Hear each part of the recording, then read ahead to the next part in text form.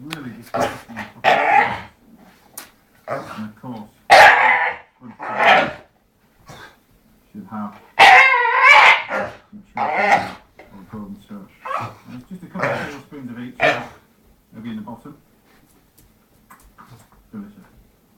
Now, just give the machine a quick blitz. Lid on.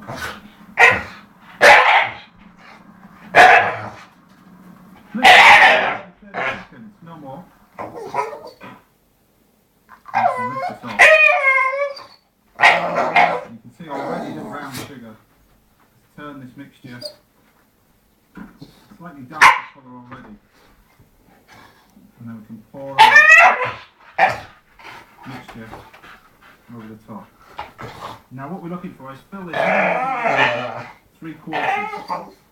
Once we've got the baking powder in there, it will rise. As well as not filling the bowl too full, remember to make a fold in the foil to allow the lift of the pudding as it expands. This will make sure the pudding doesn't get thin on the top and lodge it. Then tie it with a piece of string.